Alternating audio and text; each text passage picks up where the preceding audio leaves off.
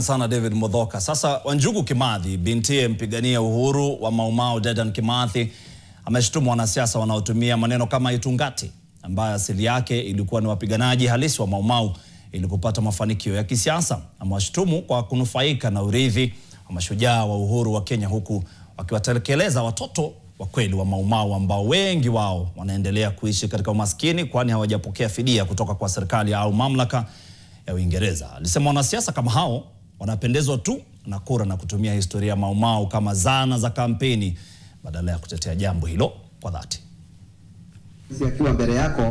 Akizungumza katika kongamano la umma katika kaunti ya Nyeri, Wanjugu alieleza kuchoshwa kwake na wanasiasa wanaodai kuwa watoto wa Mau Mau lakini hawafanyi chochote kuunga mkono vizazi vya wapigania uhuru halisi. Alieleza kuwa viongozi hawa huzunguka wakidai kuwa watoto wa Mau Mau wakitumia jina la itungati na kujifanya wanajali historia ya nchi.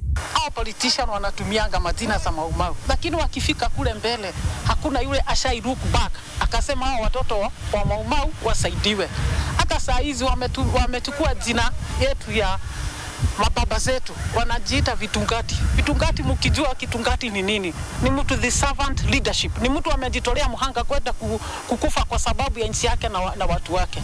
Itungati walikuwa kitengo maalum cha wapiganaji wa Mau Mau ambao walichukua jukumu muhimu katika harakati za kupigania uhuru wa Kenya.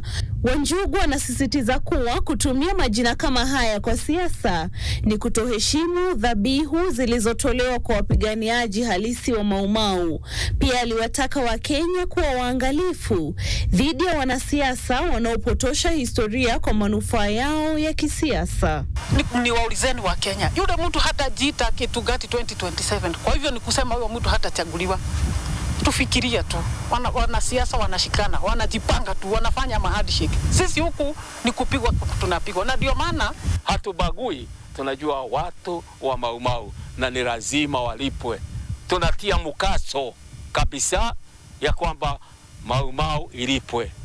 Matamshi yake yamezua mjadala kuhusu nafasi ya wanasiasa katika kuhifadhi historia ya uhuru wa Kenya na kushughulikia dhulma za kihistoria.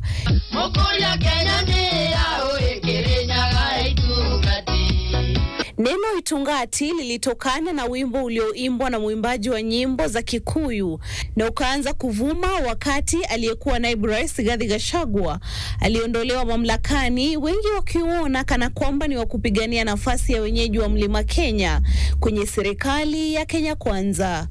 Margaret Kimathi, NTV.